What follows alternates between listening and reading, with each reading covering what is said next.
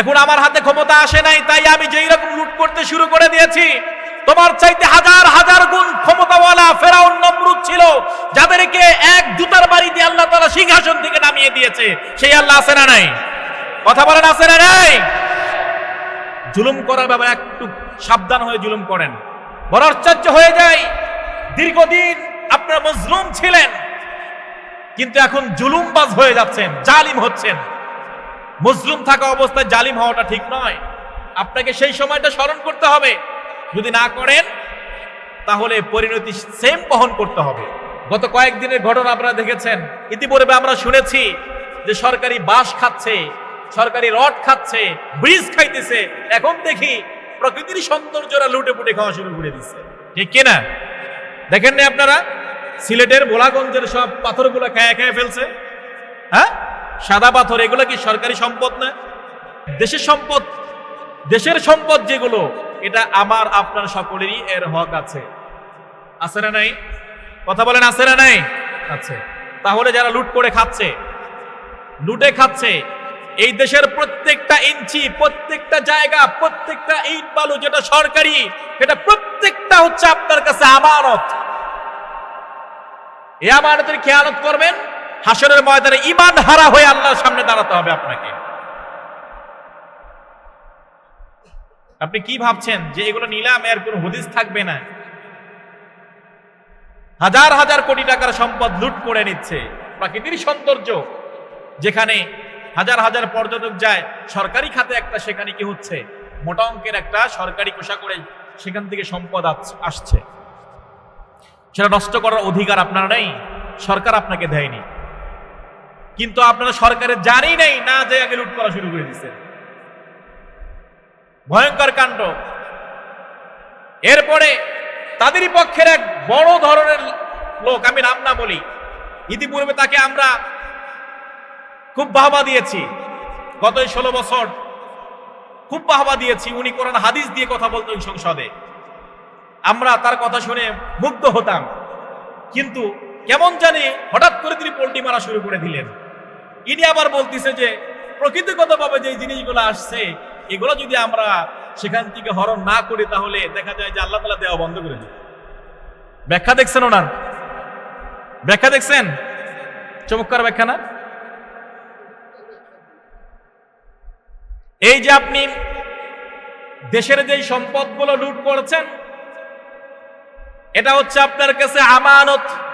এই আমানতের খেয়ানত করলে হাসরের ময়দানে রব্বুল আলামিন আপনাকে কাঠগড়ায় দাঁড় করায় দেবে, ঈমান হারা হয়ে উঠতে হবে। সময় এমন আসবে, পালানোর জন্য ইন্দুরের গর্ত খুঁজে পাবা না। দেখেন নাই আপনারা? পাইছে কি? পাইছে? পায়নি। আমি আশ্চর্য হয়ে যাই, আপনারা কেন এগুলো করেন?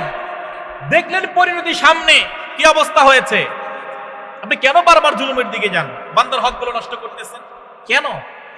আমার বুঝে আসে না। এদের হিস্ট্রি দেখলে আমার মনে পড়ে যায় আদ আর সামুদ জাতির কথা। আদ সামুদ জাতির ইতিহাস আপনারা যদি পড়ে থাকেন দেখবেন, সামুদ জাতিকে আল্লাহ তাআলা ধ্বংস করে দিল। অপকর্মের কারণে সামুদ জাতিকে আল্লাহ তাআলা কি করে দিলেন? ধ্বংস করে দিলেন। ধ্বংস হয়ে গেল। ধ্বংস হওয়ার পরে তাদের কাছ থেকে শিক্ষা না নিয়ে আদ জাতি সেই ধ্বংসস্তূপে দাঁড়িয়ে তারা দেখা যায় যে আবার জুলুম করা শুরু করে দিল। আদ জাতি ধ্বংসস্তূপে দাঁড়িয়ে তারা কি করলো?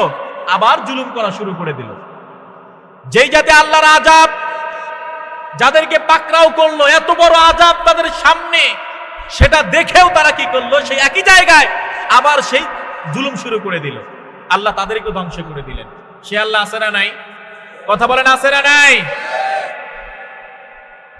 এখন আমার হাতে ক্ষমতা আসে নাই, তাই আমি যেই রকম লুট করতে শুরু করে দিয়েছি, তোমার চাইতে হাজার হাজার গুণ ক্ষমতাওয়ালা ফেরাউন নমরুদ ছিল, যাদেরকে এক জুতার বাড়ি দিয়ে আল্লাহ তাআলা সিংহাসন থেকে নামিয়ে দিয়েছে। সেই আল্লাহ আছে না নাই? কথা বলেন, আছে না নাই? জুলুম করার ব্যাপারে একটু সাবধান হয়ে জুলুম করেন। চোখের সামনে দেখলেন তার পরিণতি। ক্ষমতা কম ছিল না, প্রশাসনের সমস্ত ডিপার্টমেন্টগুলো তিনি সব জালের মতো করে ছাইয়ে নিয়েছিলেন। তারপরে কি আল্লাহর পাকড়াও থেকে বেঁচেছেন? জোরে বলেন, বেঁচেছেন? চ্যানেলটি সাবস্ক্রাইব করে আমাদের সঙ্গেই থাকুন। দাও খোদা দাও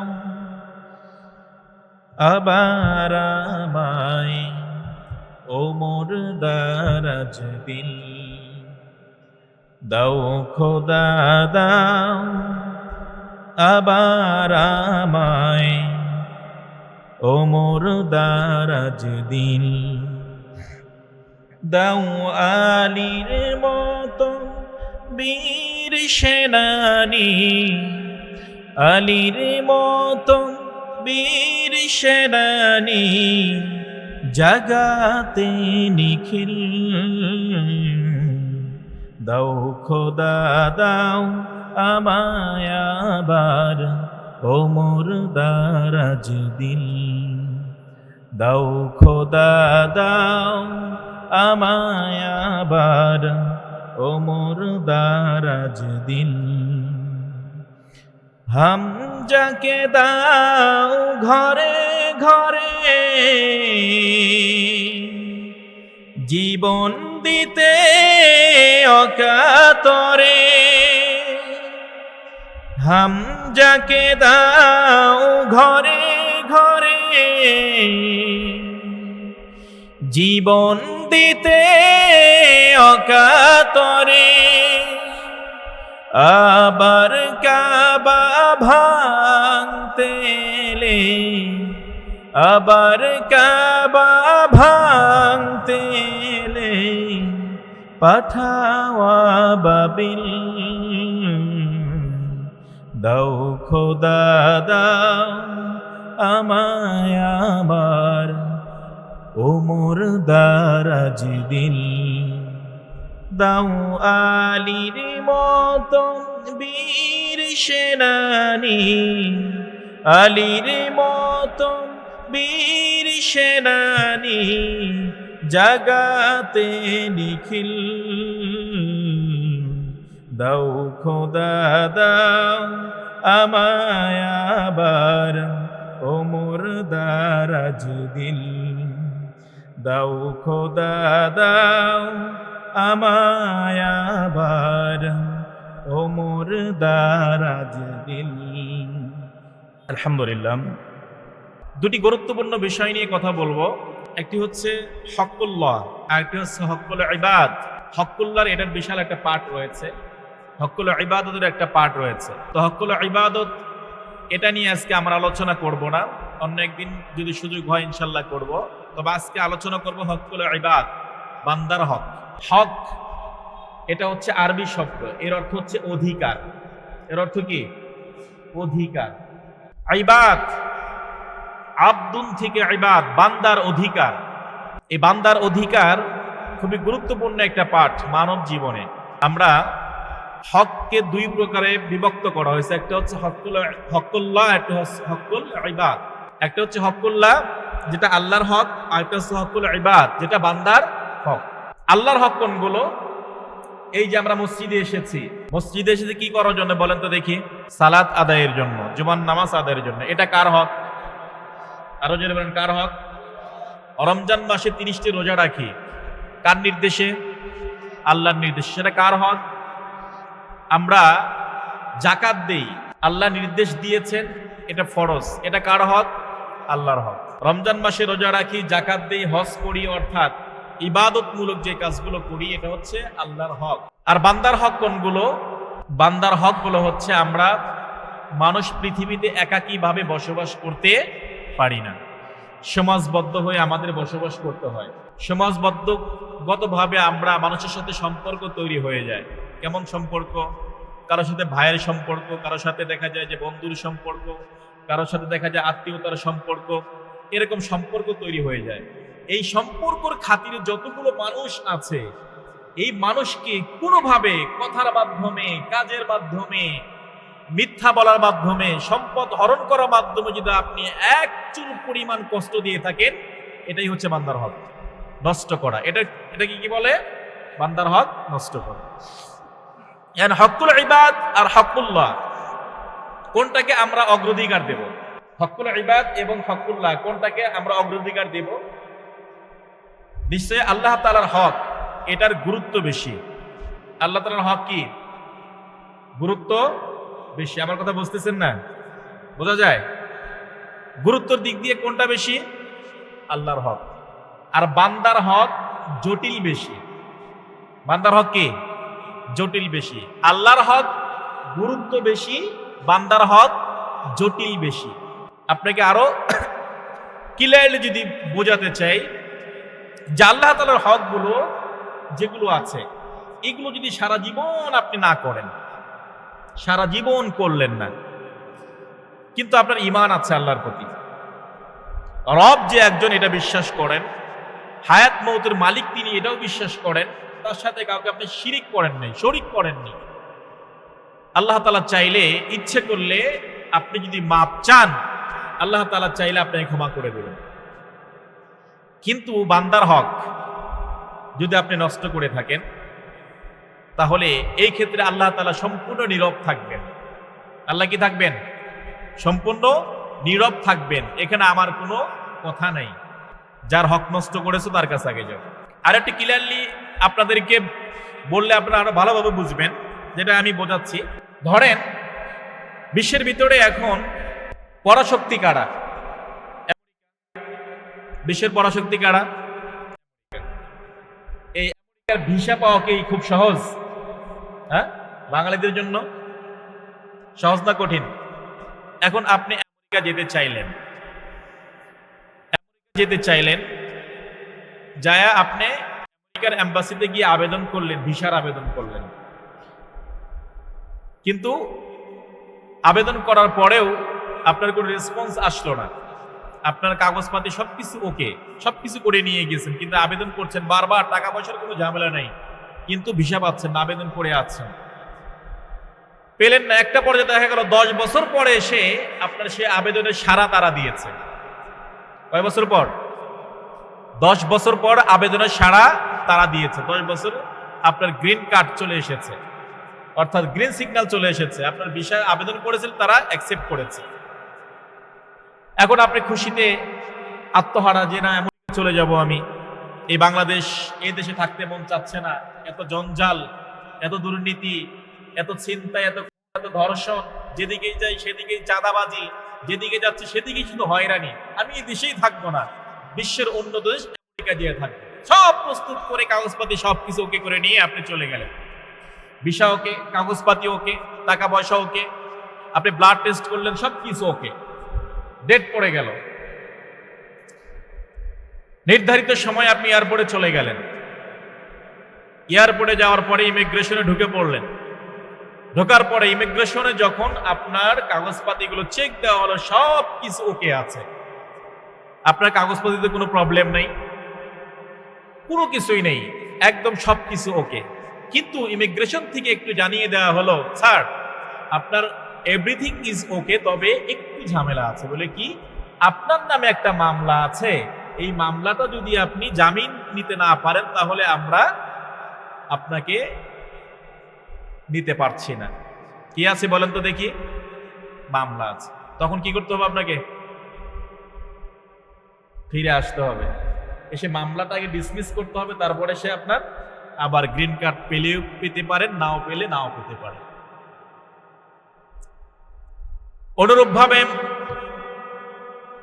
আপনি জান্নাতে চলে যাবেন, হাসরের ময়দানে রবের সামনে গিয়ে দাঁড়িয়ে যাবেন, আপনার আমলনামায় নামাজ আছে পর্যাপ্ত পরিমাণ, যতটুকু থাকার দরকার ছিল আছে, আপনার আমলনামায় রোজা আছে, আপনার আমলনামায় যাকাত আছে, আপনার আমলনামায় হজ আছে, সব কিছু আছে। আপনি খুশি মনে রবের সামনে দাঁড়িয়ে গেলেন। রবের সামনে দাঁড়িয়ে যাওয়ার পরে খুব খুশ মেজাজে আছেন। রব্বুল আলামিন আপনার আমলনামাগুলো দেখলেন, দেখার পরে রব জানিয়ে দিলেন, দুনিয়াতে যাওয়ার পরে তোমাকে যত নামাজ আমি তোমার জন্য ফরজ করেছিলাম, এখন তো নামাজও তুমি কাজা করো নাই, ইজ ওকে। এরপরে বলবে, রমজানের 30টি রোজা যত বছর হায়াত পেয়েছিলাম, যেই সময় থেকে তোমার উপর রমজানের রোজাগুলো ফরজ হয়েছে, সবকিছু রেখেছে, এটাও ঠিক আছে, এখানে কোনো ঝামেলা নাই। এরপরে তোমার উপরে সম্পদশালী বানিয়ে দিয়েছিলাম, যাকাত ফরজ ছিল, যথাসময়ে জাকাতের হিসাবগুলো তুমি সঠিকভাবে হিসাবগুলো করে জাকাতগুলো বন্টন করেছো, এটাও ঠিক আছে। তোমার উপরে হজ ফরজ করেছিলাম, সেটাও আদায় করেছে, এটাও ঠিক আছে। কিন্তু আমলনামার ভিতরে সামান্য কিছু গন্ডগোল দেখা যাচ্ছে। তোমার বিরুদ্ধে আমার বান্দাদের কিছু অভিযোগ আছে, তোমার বিরুদ্ধে আমার বান্দাদের কিছু অভিযোগ আছে। যাও ওই বান্দাদের কাছ থেকে জামিন নিয়ে আসো, মাফ নিয়ে আসো। যদি নিয়ে আসতে পারো, তোমাকে জান্নাতে যাওয়ার মতো ঠেকানোর মতো আর কেউ নাই, সরাসরি জান্নাতে চলে যাইবা। যাও তাদেরকে নিয়ে আসো। এখন আপনি হাসরের ময়দানে, সেই সময়ে কোটি কোটি মানুষ, আপনার প্রতিবেশী একজন গরিব মানুষ ছিল, তাকে আপনি নিরীহ মানুষ দিকে তার উপর অত্যাচার করেছেন, তাকে খুঁজে পাইবেন কেমন? তাকে খুঁজে পাইবেন কেমন? সেই জন্য আল্লাহর হক এটার গুরুত্ব বেশি, কিন্তু বান্দার হক জটিল বেশি। বান্দার হক কি? জটিল বেশি। এখন বুঝছেন জটিলতা কোথায়? জটিলতা কোন জায়গায়? বান্দার হক জটিল বেশি। সেজন্য আল্লাহ তাআলা এখানে জানিয়ে দিয়েছেন যে তোমরা অন্যায়ভাবে একে অপরের সম্পদ কি করো না? ভক্ষণ করো না, হরণ করো না। এটা খুবই মারাত্মক একটা অপরাধ, মারাত্মক একটা অপরাধ। আমি যে এটা উদাহরণ দিলাম, বিশ্বনবী সাল্লাল্লাহু আলাইহি ওয়াসাল্লাম এভাবে একটি হাদিস বর্ণনা করেছেন, মুসলিম শরীফের 2581 নম্বর হাদিস। বিশ্বনবী সাল্লাল্লাহু আলাইহি ওয়াসাল্লাম মসজিদের ভিতরে বসে আছেন, সাহাবীরা সামনে বসে আছেন, এইভাবে বক্তৃতা দিচ্ছেন বিশ্বনবী মুহাম্মদুর রাসূলুল্লাহ। আর শ্রোতা কারা? শ্রোতা কারা? সাহাবীরা। দুনিয়ার শ্রেষ্ঠ বক্তা, আল্লাহর জমিনে আসমানের নিচে এর চাইতে আর কোন শ্রেষ্ঠ বক্তা আসেনি? আছে? কিন্তু যারা সামনে বসেছে এরাও দুনিয়ার শ্রেষ্ঠ শ্রোতা। এদের মতো মানুষ রাসূলদের পরে পৃথিবীতে আর কেউ হতে পারে? নবীজি তাদের সামনে বক্তৃতা দিচ্ছেন, হে আমার সাহাবীরা, তোমরা কি জানো এই পৃথিবীতে সবচেয়ে বড় নিঃস্বকে, অভাবীকে? তোমরা কি জানো? সাহাবীরা একে একে আনসার দিলেন, ইয়া রাসূলুল্লাহ, অবশ্যই জানি। বলে কে? যার টাকা পয়সা নাই সেই তো অভাবী। যার টাকা পয়সা নাই সেই তো অভাবী। আরেকজন বলছে যার বাড়িঘর কোনো কিছুই নাই সেই তো নিঃস্ব, অভাবী। এইভাবে একে একে সবাই আনসার দিচ্ছে। বিশ্বনবী বললেন, তোমাদের একজনের আনসারও হয় নাই। তখন সাহাবীরা বললেন, আল্লাহ এবং তার রাসূলই ভালো জানেন। ইয়া রাসূলুল্লাহ, আমরা যতটুকু জেনেছি ততটুকুই বলেছি। আমাদের জানার বড় ইচ্ছা হয় সবচেয়ে বড় অভাবী কে? নবীজি বলেন, হাসরের ময়দানে এমন একজন ব্যক্তি হাজির হয়ে যাবে যার আমলনামায় পাহাড় পরিমাণ সওয়াব, পাহাড় পরিমাণ সওয়াব নিয়ে সে আমলনামা নিয়ে হাজির হয়ে যাবে। সেই পাহাড় পরিমাণ সওয়াব যখন তার সামনে থাকবে, খুশ মেজাজে থাকবে, খুব খুশি। আমাকে আর ঠেকায় কে? আমাকে আর ঠেকায় কে? আমাকে ঠেকানোর মতো আর কেউ নাই। তিনি খুব খুশ মেজাজে থাকবেন। এমন সময় বিচার শুরু হয়ে যাবে। বিচার শুরু হওয়ার পরে রব্বুল আলামিন তার আমলনামাগুলো চেক করতে শুরু করে দেবেন। আমলনামাগুলো সব ঠিকঠাক আছে, কিন্তু দেখা যাবে তার বিরুদ্ধে একজন অভিযোগ দিচ্ছে, রব্বুল আলামিন, দুনিয়ায় থাকা অবস্থায় এই মানুষটা আমাকে কষ্ট দিয়েছে, এই মানুষটা আমাকে কষ্ট দিয়েছে। আরেকজন অভিযোগ করবে, দুনিয়ায় থাকা অবস্থায় এই মানুষটা আমার উপর জুলুম করে টাকা নিয়েছে। আরেকজন অভিযোগ দিবে, দুনিয়ায় থাকা অবস্থায় এই মানুষজন আমাকে অন্যায়ভাবে আমার সম্পদগুলো হরণ করেছে। এইভাবে একের পর এক অভিযোগ আসতেই থাকবে। কিন্তু হাসরের ময়দানে সেইখানে দিনার দিরহাম কোনো কিছুই নাই, টাকা পয়সার কোনো বিনিময় হবে না। কেমনে তাহলে তার ঋণ পরিশোধ করা হবে? সাধারণত দেখা যায় কোনো জানাজায় যখন আমরা দাঁড়িয়ে যাই, মৃত ব্যক্তিকে সামনে রেখে তারা স্বজনেরা উপস্থিত মুসল্লিদেরকে উদ্দেশ্য করে বলে, ভাইরা, আমার এই ভাইটা কিংবা আমার এই আত্মীয় রিলেটিভটা মারা গিয়েছে, জানি না চলার পথে কোন জায়গায় ঋণ করে বসেছে। আপনারা যদি কোনো টাকা পয়সা পেয়ে থাকেন আমাদেরকে জানাবেন, আমরা ঋণ পরিশোধ করে দেব। বলে কি বলে না? বলে। তাহলে যদি কোনো পাওনাদার থাকেন তারা এসে যদি সেই আত্মীয় স্বজনকে বলে তারা টাকার বিনিময়ে ঋণটা পরিশোধ করে দিল, হাসরের ময়দানে এমন কোন ব্যক্তি আপনার পাশে দাঁড়াবে না, এমন কোন বন্ধু, এমন কোন বান্ধব আপনার সঙ্গী হবে না যে ঋণটাকে আপনার পরিশোধ করে দেবে। কঠিন মুহূর্তে কেবলমাত্র রব আর আপনি একা দাঁড়িয়ে থাকবেন, বিচারক হিসেবে রব্বুল আলামিন বসে যাবেন, আর আসামি হিসেবে আপনি দাঁড়িয়ে থাকবেন, আপনার পক্ষে বিপক্ষে কোনো সাক্ষী থাকবে না। কিন্তু রবের কাছে সব ডকুমেন্টস গুলো আছে আপনার টোটাল জিন্দেগির। এমন সময় সেইখানে টাকা পয়সার কোনো বিনিময় হবে না। তখন রব্বুল আলামিন ফেরেশতাদেরকে বলবে কতটুকু তিনি আঘাত পেয়েছে, কষ্ট দিয়েছে বলে এতটুকু, ওর আমলনামায় যেই সবগুলো আছে সেখান থেকে কেটে কেটে দিয়ে দাও, তার কষ্টটা যেন লাঘব হয়ে যায়, অর্থাৎ সমান সমান করে দাও। যতটুকু সওয়াব আছে ওখান থেকে কেটে দাও, যতটুকু কষ্ট পেয়েছে এই সওয়াব কেটে কেটে দেওয়া হবে। এরপর আরেকজন আসবে, কোটি টাকা পাই, টাকার তো কোনো হিসাব নাই, সেখানে সওয়াবের বিনিময় হবে। এইভাবে দিতে দিতে পাহাড় পরিমাণ সওয়াব নিয়ে যেই ব্যক্তিটা হাজির হয়ে গেল, একটা সময় দেখা যাবে পাহাড় পরিমাণ সওয়াব তার ঋণ পরিশোধ করতে শেষ হয়ে গেল। ঋণ পরিশোধ করতেই পাহাড় পরিমাণ সওয়াব শেষ হয়ে গেল। এবার কি করবে? এরপরেও দেখা যায় যে অভিযোগকারীরা তার বিরুদ্ধে আসছেই। এখন কি হবে? বলেন তো দেখি। এখন বিশ্বনবী সাল্লাল্লাহু আলাইহি ওয়াসাল্লাম বলেন যে ওর তার দেওয়ার কিছু নাই, ওর কাছে অভিযোগ করার জন্য আসছো, কি দেবে? ব্যাংক থেকে 1000 কোটি টাকা লোন নিয়েছে, লোন নিয়ে বিজনেস করতে গিয়ে তিনি একদম দেউলিয়া হয়ে গিয়েছে, টাকা শোধ করতে পারে নাই, কিন্তু সুদের টাকা উঠতে উঠতে পাহাড় পরিমাণ হয়ে গিয়েছে। এখন দেখে আসল বাদ, সুদ যতটুকু হয়েছে আর সম্পদ আর সুদের টাকা হিসাব করলে সুদের টাকা বেশি হয়ে যায় সম্পদের তুলনায়, কিন্তু লোকটা গেছে মারা। ধরবেন কাকে? তখন যা আছে তাই ব্যাংক নিয়ে নেয়, এত দিতে পারবে না, যা আছে তাই নিয়ে নেয়। কিন্তু এ বেচারার তো সব শেষ হয়ে গেল, এখন নিবে কি? এখন দিবে কি? সে তো দেউলিয়া হয়ে গেল, সব দিতে সব শেষ। বিশ্বনবী তখন বলেন অভিযোগকারী ব্যক্তির আমলনামায় কোনো যদি গুনাহ থাকে, যতটুকু কষ্ট, হক নষ্ট করেছে, অধিকার নষ্ট করেছে, ওইটুকু পরিমাণ মেপে তার আমলনামার গুনাহগুলো তার আমলনামায় চাপিয়ে দেওয়া হবে। এইভাবে দেখা যাবে যে অভিযোগকারী তার বিরুদ্ধে আসতেই থাকবে। একটা পর্যায়ে যেই ব্যক্তি পাহাড় পরিমাণ সওয়াব নিয়ে রবের সামনে দাঁড়িয়ে গিয়েছিল, সেই ব্যক্তি পাহাড় পরিমাণ গুনাহ নিয়ে জাহান্নামে চলে যাবে। বিশ্বনবী বলেন এই হচ্ছে সবচেয়ে বড় নিশ্চয়ই। কারণ পাহাড় পরিমাণ সওয়াব নিয়ে যেই ব্যক্তি দাঁড়ালো, সেই ব্যক্তি খুশ মেজাজ নিয়ে দাঁড়িয়েছে, জান্নাতে যাওয়া ঠেকায় কে? কিন্তু সেই ব্যক্তি আবার পাহাড় পরিমাণ গুনাহ নিয়ে তিনি জাহান্নামে চলে যাবেন।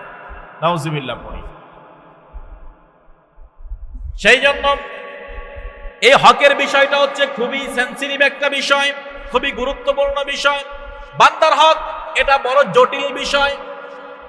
আমরা প্রতিনিয়ত এই হক গুলো নষ্ট করে যাচ্ছি, প্রতিনিয়ত অন্যায় জুলুম করে যাচ্ছি, প্রতিনিয়ত বান্দার হক গুলো নষ্ট করে যাচ্ছি। আমরা আমাদের দেশের চতুর্দিকে তাকাবেন, দেখবেন হক নষ্ট হচ্ছে। এই যে বাসার থেকে বের হওয়ার সময় মোবাইলে জাস্ট একটা, আমি আমার ফেসবুক আইডিতে একটা লগ ইন করতে গিয়ে একটা ব্রেকিং নিউজ চলে এসেছে। ব্রেকিং নিউজটা কেমন? যে ঠাকুরগাঁও থেকে 2টি ট্রাক সরকারি চাউল অর্থাৎ 45 টন চাউল ঢাকায় পাঠায় দিয়েছে। ঠাকুরগাঁও থেকে ঢাকায় পাঠাইছে 45 টন চাউল, সরকারি চাউল, যাবে হচ্ছে তেজগাঁও গুদামে। কিন্তু ট্রাক ঢাকায় না ঢুকে গেছে হচ্ছে হিলি বর্ডারে, অর্থাৎ তেতুলিয়া বর্ডারে চলে গেছে। আসবে কোথায়? ঢাকায় গেল কোথায়? তেতুলিয়াতে। তথ্য নিয়ে জানা গেল ট্রাক তেতুলিয়ায় চলে গেছে, কিন্তু ঢাকার যে অফিস সেখানে তারা বুঝে পেয়েছে, সিগনেচার দিয়ে দিছে। কি পাইছে? তারা বুঝে পাইছে, সিগনেচার হয়ে গেছে। যমুনা টিভি থেকে নিউজটা করেছে, ঘন্টাখানেক আগে হবে হয়তো। তো ট্রাক যাওয়ার কথা ঢাকায়, গেল কোথায়? তা আমার কাছে মনে হলো তাদের চ্যানেলটা কত শক্তিশালী, তাদের চ্যানেলটা কত শক্তিশালী। সরকারি সম্পদগুলো এইভাবে লুট করে খাচ্ছে এই লুটেরা। প্রতিনিয়ত প্রত্যেকটা সেকশনে তারা জাল বিছিয়ে রেখেছে, যেখানে যাবেন তাদের সাথে লিংক আছে। তাহলে দেখেন ওই জায়গায় যেখান থেকে তাকগুলো লোড করা হলো, সেখানকার যিনি সুপারভাইজার ছিলেন ওনাকে ডাকা হলো, উনি ক্যামেরার সামনে আসতে নারাজ। এক পর্যায়ে ক্যামেরাম্যানদেরকে টাকা পয়সা দিয়ে তিনি ম্যানেজ করতে চাইলেন, কিন্তু ক্যামেরাম্যান সেটা করলো না। তখন তিনি বলতেছেন যে গাড়ি আমি লোড করে আমি আমার গেট পার করে দিলে আমার দায়িত্ব শেষ। তিনি তখন এটা জানাইয়া দিলেন। বড় আশ্চর্য হয়ে যাই। গত কয়েকদিনের ঘটনা আপনারা দেখেছেন, ইতিপূর্বে আমরা শুনেছি যে সরকারি বাস খাচ্ছে, সরকারি রড খাচ্ছে, ব্রিজ খাইতেছে। এখন দেখি প্রকৃতির সৌন্দর্যরা লুটে পুটে খাওয়া শুরু করে দিচ্ছে, ঠিক কিনা?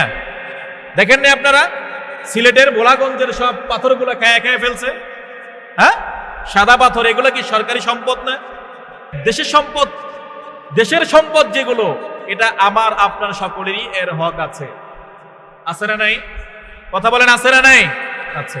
তাহলে যারা লুট করে খাচ্ছে, লুটে খাচ্ছে, এই দেশের প্রত্যেকটা ইঞ্চি, প্রত্যেকটা জায়গা, প্রত্যেকটা ইট বালু যেটা সরকারি, এটা প্রত্যেকটা হচ্ছে আপনার কাছে আমানত। এই আমানতের খেয়ানত করবেন, হাসরের ময়দানে ঈমান হারা হয়ে আল্লাহর সামনে দাঁড়াতে হবে আপনাকে। আপনি কি ভাবছেন যে এগুলো নিলাম এর কোনো হুদিস থাকবে না? হাজার হাজার কোটি টাকার সম্পদ লুট করে নিচ্ছে। প্রাকৃতিক সৌন্দর্য যেখানে হাজার হাজার পর্যটক যায়, সরকারি খাতে একটা সেখানে কি হচ্ছে, মোটা অঙ্কের একটা সরকারি কোষা করে সেখান থেকে সম্পদ আসছে। সেটা নষ্ট করার অধিকার আপনার নেই, সরকার আপনাকে দেয়নি, কিন্তু আপনারা সরকারের জানি নেই না যে আগে লুট করা শুরু করে দিচ্ছে। ভয়ঙ্কর কাণ্ড। এরপরে তাদেরই পক্ষের এক বড় ধরনের লোক, আমি নাম না বলি, ইতিপূর্বে তাকে আমরা খুব বাহবা দিয়েছি, গত 16 বছর খুব বাহবা দিয়েছি। উনি কোরআন হাদিস দিয়ে কথা বলতেন সংসদে, আমরা তার কথা শুনে মুগ্ধ হতাম। কিন্তু কেমন জানি হঠাৎ করে তিনি পোল্টি মারা শুরু করে দিলেন। ইনি আবার বলতেছে যে প্রকৃতিগতভাবে যে জিনিসগুলো আসছে, এগুলো যদি আমরা সেখান থেকে হরণ না করি তাহলে দেখা যায় যে আল্লাহ তাআলা দেওয়া বন্ধ করে দিবে। ব্যাখ্যা দেখছেন ওনার? ব্যাখ্যা দেখছেন? চমৎকার ব্যাখ্যা না? এই যে আপনি দেশের যে সম্পদগুলো লুট করেছেন, এটা হচ্ছে আপনার কাছে আমানত। এই আমানতের খেয়ানত করলে হাসরের ময়দানে রব্বুল আলামিন আপনাকে কাঠগড়ায় দাঁড় করায় দেবে, ঈমান হারা হয়ে উঠতে হবে।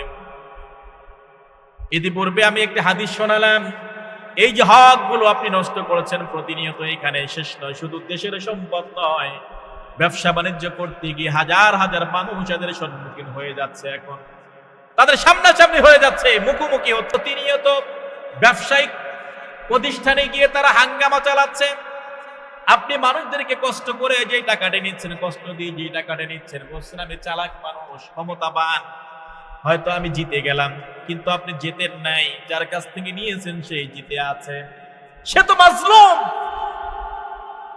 বড় আশ্চর্য হয়ে যায়, দীর্ঘদিন আপনারা মাজলুম ছিলেন, কিন্তু এখন জুলুমবাজ হয়ে যাচ্ছেন, জালিম হচ্ছেন। মাজলুম থাকা অবস্থায় জালিম হওয়াটা ঠিক নয়। আপনাকে সেই সময়টা স্মরণ করতে হবে, যদি না করেন তাহলে পরিণতি সেম বহন করতে হবে। আমরা গতকালকে দেখেছি বিশ্ববরণ্য মুফাসসিরে কোরআন, কোরআনের পাখি বলে যাকে আমরা ডাকতাম, আল্লামা দেলোয়ার হোসেন সাঈদীর দ্বিতীয় বছর, অর্থাৎ 2 বছর পার হয়ে গেল তিনি পৃথিবীর থেকে বিদায় নিয়েছেন। এই মাসটা হচ্ছে খুবই একটা ইম্পর্টেন্ট মাস। আমরা আমাদের কোরআনের পাখিকে হারিয়েছি এই মাসে। আলহামদুলিল্লাহ গত বছর এই একই মাসে আল্লাহ তাআলা বিশাল একটা স্বাধীনতা আমাদেরকে দিয়েছে। এই একই মাসে তিনি বারবার বলেছিলেন, আমাদেরকে কোরআন থেকে হাদিস থেকে জানিয়েছেন জুলুমবাজের বিরুদ্ধে যে সময় এমন আসবে, সময় এমন আসবে, পালানোর জন্য ইন্দুরের গর্ত খুঁজে পাবা না। দেখেন নাই আপনারা? পাইছে কি? পাইছে? পায় নাই। আমি আশ্চর্য হয়ে যাই, আপনারা কেন এগুলো করেন? দেখলেন পরিণতি সামনে কি অবস্থা হয়েছে, আপনি কেন বারবার জুলুমের দিকে যান? বান্দার হকগুলো নষ্ট করতেছেন কেন? আমার বুঝে আসে না। এদের হিস্ট্রি দেখলে আমার মনে পড়ে যায় আদ আর সামুদ জাতির কথা। আদ সামুদ জাতির ইতিহাস আপনারা যদি পড়ে থাকেন দেখবেন, সামুদ জাতিকে আল্লাহ তাআলা ধ্বংস করে দিল। অপকর্মের কারণে সামুদ জাতিকে আল্লাহ তাআলা কি করে দিলেন? ধ্বংস করে দিলেন। ধ্বংস হয়ে গেল। ধ্বংস হওয়ার পরে তাদের কাছ থেকে শিক্ষা না নিয়ে আদ জাতি সেই ধ্বংসস্তূপে দাঁড়িয়ে তারা দেখা যায় যে আবার জুলুম করা শুরু করে দিল। আদ জাতি ধ্বংসস্তূপে দাঁড়িয়ে তারা কি করলো? আবার জুলুম করা শুরু করে দিল। যেই জাতি আল্লাহর আযাব যাদেরকে পাকড়াও করলো, এত বড় আযাব তাদের সামনে, সেটা দেখেও তারা কি করলো? সেই একই জায়গায় আবার সেই জুলুম শুরু করে দিল। আল্লাহ তাদেরকে ধ্বংস করে দিলেন। সে আল্লাহ আছে না নাই? কথা বলেন, আছে না নাই? এখন আমার হাতে ক্ষমতা আসে নাই, তাই আমি যেই রকম লুট করতে শুরু করে দিয়েছি, তোমার চাইতে হাজার হাজার গুণ ক্ষমতাওয়ালা ফেরাউন নমরুদ ছিল, যাদেরকে এক জুতার বাড়ি দিয়ে আল্লাহ তাআলা সিংহাসন থেকে নামিয়ে দিয়েছে। সেই আল্লাহ আছে না নাই? কথা বলেন, আছে না নাই? জুলুম করার ব্যাপারে একটু সাবধান হয়ে জুলুম করেন। চোখের সামনে দেখলেন তার পরিণতি। ক্ষমতা কম ছিল না, প্রশাসনের সমস্ত ডিপার্টমেন্টগুলো তিনি সব জালের মতো করে ছাইয়ে নিয়েছিলেন। তারপরে কি আল্লাহর পাকড়াও থেকে বেঁচেছেন? জোরে বলেন, বেঁচেছেন? সেজন্য যাই করেন না কেন আল্লাহর ভয়টা মাথায় রেখে করেন, যে সব জবাব আমাকে একাই দিতে হবে। আজকে হয়তো আপনাকে কোনো নেতা উস্কিয়ে দিচ্ছে, কোন নেতা আপনাকে ইন্ধন যোগাচ্ছে, টাকা পয়সা দিচ্ছে, আপনাকে শেল্টার দিয়ে আপনাকে হত্যার দিকে নিয়ে যাচ্ছে, মানুষ খুন করতে উদ্বুদ্ধ করছে। ধরা যে খাচ্ছেন, নেতা খাচ্ছে না, যে খুন করে সেই খাচ্ছে। কথা বলেন, যে খুন করতেছে সেই ধরা খাচ্ছে, নেতাকে ধরতে পারবে না। আপনি এখান থেকে শিক্ষা নেন না কেন? এটা তো দুনিয়া, আর হাসরের ময়দানে কেউ কাউকে দেখবে না, কেউ কাউকে দেখবে না। আপনি বলবেন নেতা আমাকে বলেছিল তাই করেছি, নেতা আপনাকে একদম বেমালুম ভুলে যাবে। নেতা বলবে টাকা দিয়েছি কাজ করেছে। কি বলবে? টাকা দিয়েছি। কোন এক এমপি ছিল, উনি টাকা দিয়ে এমপি হয়েছে। কত টামে? এই হাসিনার আমলে টাকা দিয়ে এমপি হয়েছে। ভোট কিনছে 500 টাকা করে, 1000 টাকা করে, কাজ করেন এলাকার। তখন সবাই ধরেছে এমপি সাহেব আপনি এলাকার কাজ করেন। বলে আমি তো কাজ করার জন্য আমি এমপি হইনি, আমি টাকা দিয়ে এমপি হয়েছি, আমাকে টাকা তুলতে হবে। তো তারাও ভুলে যাবে। আজকে আপনি 500-1000 টাকার জন্য আপনি একটা মানুষ মেরে ফেলছেন, জুলুম করতেছেন, অন্যায় করতেছেন, চাঁদাবাজি করতেছেন। কিন্তু এই 500-1000 টাকা কত গুণ থাকে আপনার কাছে? টাকা কি হাতে থাকার জিনিস? হ্যাঁ, টাকা হাতে থাকার জিনিস না। মনে রাখবেন, দুইটা জিনিস কখনোই হাতে থাকে না। একটা হচ্ছে ক্ষমতা, আর একটা হচ্ছে অর্থ। এটা প্রতিনিয়ত রদবদল হয়, এটা প্রতিনিয়ত চেঞ্জ হয়, এটা কখনোই এক হাতে থাকে না। সেজন্য এই 15 বছর 10 বছর যারা ফুর্তি করেছে, এখন দেখেন তাদের ফুর্তির কি অবস্থা। হাজার হাজার কোটি টাকা তারা কামায়া ব্যাংক লুট করে বিদেশে বাড়ি করেছিল, যাওয়ার সামর্থ্য হয় নাই, জেলের ভিতরে বসতেছে। গত কয়েকদিন আগে দেখলাম আদালতে নিয়ে এসেছে, ওই যে আমাদের পলক ছিল না, হ্যাঁ, কথায় কথায় তিনি পলকের ঝলক দেখাইছেন ইন্টারনেট নিয়ে। মানুষ করার মূল কারিগর ছিল এরা। ইন্টারনেট বন্ধ করে দিয়ে রাতের আধারে আমাদের দেশের মেধাবী সন্তানদেরকে তারা মেরে ফেলেছে। তার আর্তনাদ, তার মুখের দিকে তাকালে দেখা যায় সেগুলো ফুটে উঠছে জালিমের কিছুটা অংশ। তিনি বলতেছেন আর ডিম ভালো লাগে না, খালি ডিম খাওয়ায় জেলের ভিতরে। জেলের ভিতরে কি খায়? ডিম খাওয়ায় খালি। চেহারার দিকে তাকালে জিজ্ঞেস করলে জর্জর করে চোখের পানি ফেলে দেয়। ইয়াং, বয়স বেশি না, অল্প বয়স, বউটাও চলে গেছে, কেউ নাই, আত্মীয় স্বজন সবাই ছেড়ে দিয়েছে। কার জন্য জুলুম করেছেন? বউকে খুশি করার জন্য। বউ তো ছেলেতে চলে গেছে। সেজন্য এখান থেকে আমাদের শিক্ষা নিতে হবে এটাই, যে আসলেই আমরা আসলে জুলুমবাজ হয়ে যাচ্ছি কিনা। যদি হয়ে যাই, ওনাদের দিকে তাকান। সালমান এফ রহমান টাকা পয়সা কম ছিল না, গোটা বাংলাদেশে 1 নাম্বার ধনী ব্যক্তি যিনি। কি দরকার ছিল শেষ মুহূর্তে এসে এই অবস্থা তার হওয়ার? কোনো দরকার ছিল? কিন্তু যখন জালিম হয়ে গেলেন, জালিমের সাথে সহযোগী হয়ে গেলেন, আল্লাহ তাকে শাস্তির আওতায় নিয়ে আসলেন। দেখেন কি অবস্থা এখন। বৃদ্ধ বয়সে মানুষ টাকা পয়সা উপার্জন করে শেষ বয়সে এসে আরাম আয়েশে থাকার জন্য, কিন্তু এদের অবস্থা কি হয়েছে?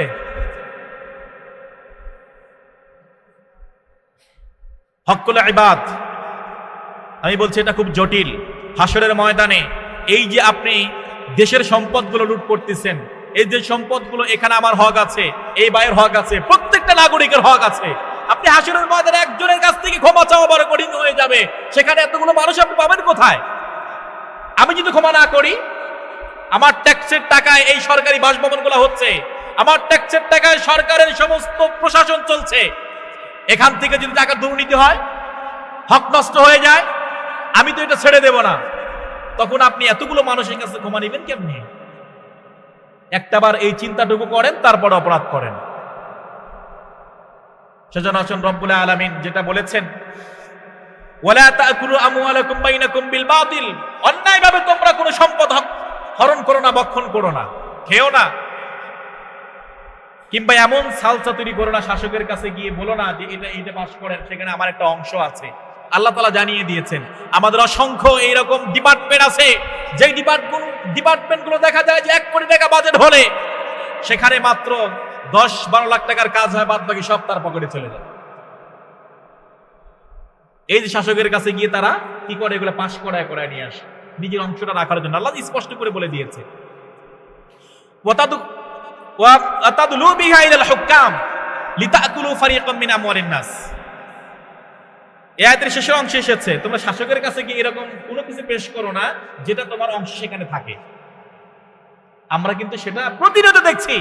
আল্লাহ তাআলা এগুলো সবকিছু ক্লিয়ার করে দিয়েছেন। সেজন্য আসুন সম্মানিত ভাইয়েরা, আমরা পৃথিবীতে কেউ থাকবো না, সবাই চলে যাব, কিন্তু আল্লাহর হকগুলো আমরা কতটুকু আদায় করতে পেরেছি এটা আল্লাহ তাআলা দেখবেন। কিন্তু বান্দার হক যদি নষ্ট হয়ে যায়, আল্লাহ তাআলা কোশ্চেন কালেও এটা এইখানে আল্লাহ টোটালি নীরব থাকবেন। যার হক নষ্ট করেছে তার কাছ থেকে আগে মাফ চেয়ে আসো। সে যদি মাফ করে তবেই সে আমি তোমাকে মাফ করব, তার আগে না। তা আসুন আল্লাহ তাআলা যেন আমাদেরকে সকলকেই দ্বীনের সহি বুঝগুলো দান করুক, পাশাপাশি বান্দার হক নষ্ট হয়ে যায় এমন কোনো কাজ যেন আমাদের দ্বারা সংগঠিত না হয়। কারণ আপনি কথার মাধ্যমে যদি কাউকে কষ্ট দিয়ে থাকেন, এটাও হাসরের ময়দানে কাউন্ট হবে, এটা গুনাহ হবে। আর হাসরের ময়দানে বিশ্বনবী সাল্লাল্লাহু আলাইহি ওয়াসাল্লাম বলেছেন, ইত্তাকুল যুলমা ফাইন্না যুলমা যুলমাতি ইয়াউমাল কিয়ামা। কিয়ামতের ময়দানে জুলুম ঘোর অন্ধকার হয়ে আসবে। যে জুলুমটা আপনি করেছেন এটা আপনার জন্য অন্ধকার ও অবশ্যর মতো পাহাড় হয়ে আপনার সামনে দাঁড়িয়ে যাবে। সুতরাং জুলুম থেকে আল্লাহ তাআলার কাছে আমরা পানাহ চাই। যারা এগুলো করে তাদেরকে উদাত্ত আহ্বান জানাবো, আপনারা এখান থেকে ফিরে আসেন। আল্লাহ আপনাকে হাত দিয়েছে, শক্তি দিয়েছে, বুদ্ধি দিয়েছে, আপনি উপার্জন করে খান। অন্যের টাকার দিকে লোভ না করে, অন্যের পকেটের দিকে লোভ না করে আপনি নিজে রোজগার করে খান, হালাল ভাবে ইনকাম করেন। আল্লাহ তাআলার ভিতরে বারাকাতে পরিপূর্ণ করে দেবে। ঈমান নিয়ে কবরে যেতে পারবেন। আর অন্যের পকেটের দিকে নজর চলে যাবে, ঈমানও চলে যাবে, দুনিয়া আখিরাত সব হারিয়ে যাবে।